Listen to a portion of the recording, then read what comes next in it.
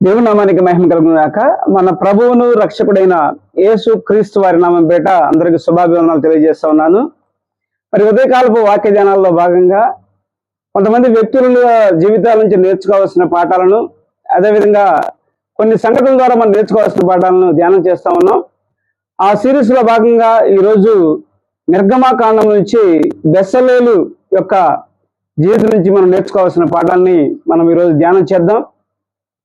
ఇశ్రాయేలు ప్రజలను దేవుడు మోషే ద్వారా ముందుకి నడిపిస్తా ఉన్నాడు. అసాధారణమైన కార్యాలు జరిగిస్తా ఉన్నాడు. ఆ కానాను యాత్రలో మరి సినాయి పర్వతం వద్దకు వాళ్ళు చేరుకున్నారు.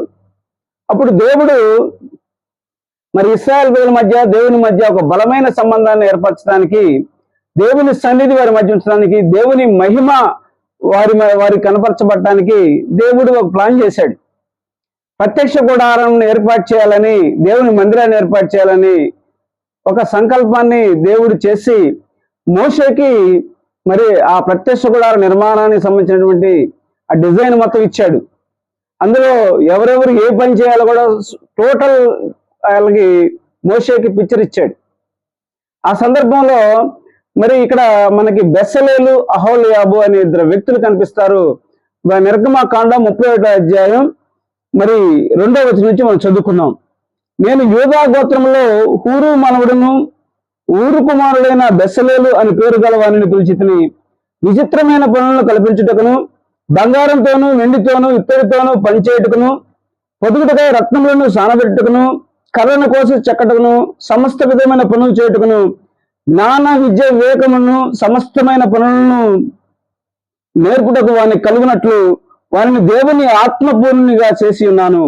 మరియు నేను దాను గోత్రం నుంచి మరి అహీసమాకు కుమారుడైన అహోలియాబును అతనికి తోడుగా చేసి తిని.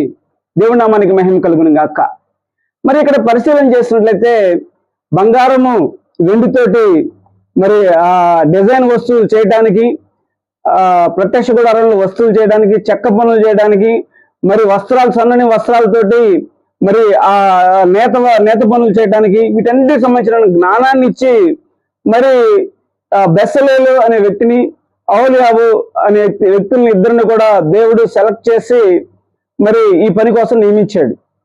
ప్రత్యక్ష గుడారం పనులు జరిగేటప్పుడు వీరికి అనేక మందికి ట్రైనింగ్ ఇచ్చి ఆ ప్రత్యక్ష గుడారం టోటల్ గా అందరి సమక్షంలో అందరి యొక్క మరి యొక్క కృషితోటి ఆ ప్రత్యక్ష గుడారం నిర్వహించడానికి దేవుడు ఆ రోజు సంకల్పం చేశాడు.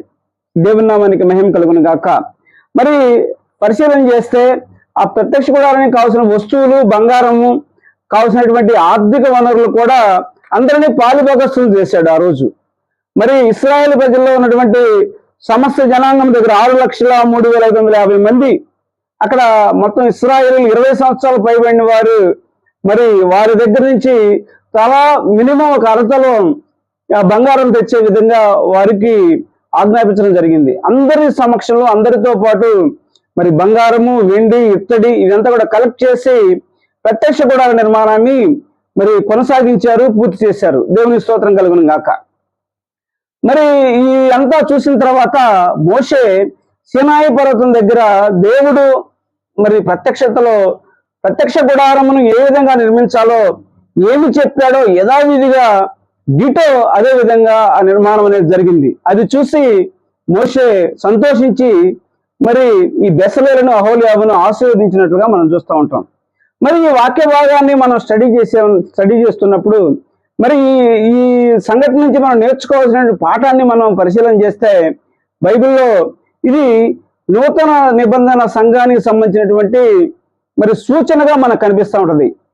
ఇది నూతన నిబంధనకు ఒక పాఠముగా, ఒక దృష్టాంతంగా ఈ సంఘటన నేర్పించడానికి దేవుడు మరి దీన్ని మరి గ్రంథంలో పెట్టినట్లుగా మనకు అనిపిస్తుంది. ఈరోజు మనం పరిశీలన చేసినట్లయితే కొత్త నిబంధనలో కూడా మరి దేవుడు, ఆ పరిశుద్ధాత్మ దేవుడు మరి తన చిత్తం చొప్పున ఎవరైతే రక్షించబడి మారుమనసు అనుభవాన్ని పొందుకొని దేవుని అంగీకరించారో వారందరికీ కూడా ఉచితంగా కొన్ని సంఘ క్షేమాభివృద్ధి కోసం వరాలు ఇవ్వడం జరుగుతుంది.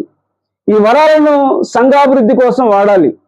తమకిచ్చిన సమయాన్ని కానీ, తమకిచ్చిన ధనాన్ని కానీ, సమస్యాన్ని కూడా మరి ప్రత్యక్ష గుడారం కోసం సామర్థ్యము, సంపద, సమయము, సమస్తం కూడా అందరూ కూడా ఈ దేవుని యొక్క సంఘ క్షేమాభివృద్ధి కోసం ముందు వాడబడాలి.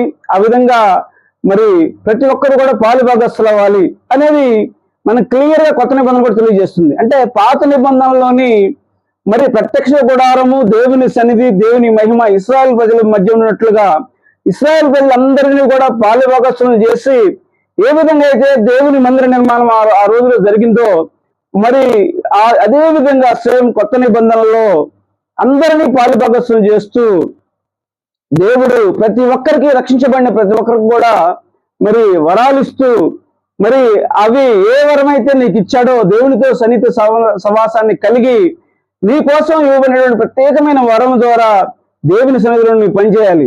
నీకు ఇచ్చిన సమయాన్ని దేవుని కోసం వాడాలి నువ్వు. నీకు ఇచ్చిన సామర్థ్యాన్ని దేవుని కోసం వాడాలి. నీకు ఇచ్చిన సంపదను దేవుని కోసం వాడాలి. ఆనాడు బంగారము, వెండి సంపదనిచ్చారు, సమయాన్ని వెచ్చించారు దేవుని కొరకు. ఆ రోజు మరి ఏదైతే ప్రత్యక్ష గుడారంలో వాళ్ళు వాడబడ్డారో మరి ఈ దినము కూడా మనము ప్రస్తుత సంఘం యొక్క క్షేమాభివృద్ధి కోసం సంఘం కూడా అదే విధంగా ఆ దృష్టాంతంగా చెప్పబడినటువంటి మరి ఆ సంఘటన ఆధారంగా చేసుకొని మనము కూడా మన సమయాన్ని, మన సంపదని, మన సామర్థ్యాన్ని మరి దేవుని కోసం వాడాలి. ప్రతి ఒక్కరికి దేవుడు మరి నీకు దేవుడు ఏ పనిని అప్పచెప్పాడో దేవునితో సవాసం ద్వారా ఆ పనిని తెలుసుకొని నువ్వు చేసే పని నువ్వు చేసినట్లు ఇంకెవరు చేయలేరు. సపోజ్ ఎడం చేతిలో సంతకం పెట్టండి, కుడి చేతితో సంతకం పెట్టండి, ఏది కంఫర్ట్గా ఉంటుంది కుడి చేతితోని. అందుకని ఏ పని దేనికి నియమించారో ఆ పని ఆ వ్యక్తి ద్వారా చేసినప్పుడు మాత్రమే సమర్థవంతంగా ఆ పని చేయబడుతుంది. అహోలియాబు అదేవిధంగా బెసలేళ్లకు దేవుని నిర్మాణ పనులు అప్పచెప్పి ప్రతి ఒక్కరికి, ఇశ్రాయేలీలో ప్రతి ఒక్కరికి పని అప్పచెప్పి వారి యొక్క సమయాన్ని, సంపదని, సామర్థ్యాన్ని మొత్తాన్ని కూడా వాడి ఆ రోజు సమర్థవంతంగా కంప్లీట్ చేయడానికి కారణం ఏంటంటే ఎవరికి అప్పచెప్పిన పని వారు మరి ఆ పనిలో ఉండి మరి అది పూర్తి చేయడం జరుగుతూ ఉంది. ఈరోజు మనం పరిశీలన చేసినట్లయితే నూతన నిబంధన భక్తులుగా మరి దృష్టాంతంగా చెప్పబడినటువంటి ఆ పాఠం నుంచి మనం నేర్చుకోవాల్సింది ఏంటంటే మనము మన సమయాన్ని, మన సామర్థ్యాన్ని, అదేవిధంగా మన సంపదను దేవుని కోసం వాడాలి. సంఘ క్షేమాభివృద్ధి కోసం మనం ఈ భూమి మీద దేవుని నామానికి మహిమకరంగా ఆనాడు కానాను దేశానికి కోసం వాళ్ళకి మరి నడిపించడానికి దేవుడు కార్యాలు చేశాడు. ఈరోజు నిత్య జీవం కోసం మరి పరమ కానానైనటువంటి పరలోకం కోసం దేవుడు మనం నడిపిస్తా ఉన్నప్పుడు మనం కూడా మన సమయాన్ని, మనం కూడా మన శక్తి, మన సామర్థ్యాన్ని, మనం కూడా మన సంపదని దేవుని యొక్క సంఘ క్షేమాభివృద్ధికి దేవుడు ఎలా చెప్పాడో ఆ కొలతల్లోనే మనం సంఘాన్ని నిర్మించుకొని సంఘం యొక్క ఆధ్వర్యంలో ముందు నడిపించబడాలి.